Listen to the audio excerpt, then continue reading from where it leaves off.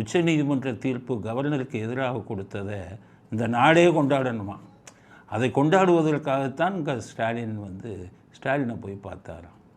கேள்வி கேட்டாங்க, நன்றி சொல்ல வந்திருக்கீங்களான்னு. ராஜ்யசபா சீட்டுக்காக நன்றி அப்படின்னு நினைச்சிட்டு இருந்தாங்க.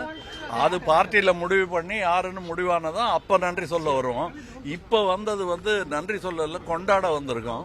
அகில இந்திய சிறந்த நடிகருக்கான விருதை வாங்கின ஆளாச்ச 3ஆம் திரைப்படத்துக்கு.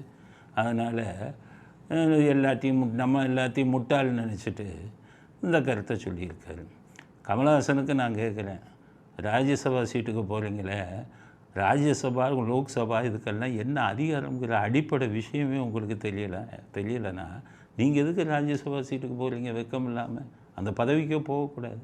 இன்றைக்கி நடந்தது என்ன? சுப்ரீம் கோர்ட்டில் அத்துமீறல். ராஜ்யசபா, லோக்சபா, கீழ் சபை, மேல் சபை, பார்லிமெண்ட்டின் 2 சபைகளையும் அவர்களுடைய அதிகாரத்தை கொச்சைப்படுத்தும் வகையில், கேவலப்படுத்தும் வகையில் உச்சநீதிமன்றம் அவங்க அதிகாரத்தை கையில் எடுத்துகிட்டு தீர்ப்பு கொடுத்துருக்காங்க.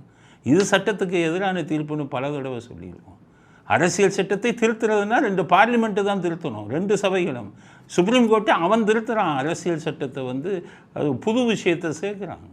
கவர்னர் சம்மதத்தை கொடுத்தால்தான் ஒரு மசோதா சட்டமாகும். கவர்னர் கொடுக்க வேண்டிய சம்மதத்தை, கன்சென்ட்டு இவங்களை சுப்ரீம் கோர்ட்டை கொடுத்துக்கிட்டால் சட்டத்தின் மேலே அத்துமீறல் பண்ணியிருக்காங்க. இதனால தான் அவங்க ரிவ்யூ பெட்டிஷன் ஃபைல் பண்ணுறதா செய்தி வந்திருக்கு, மறுபரிசீலனை பண்ணுங்கன்னு சொல்லி.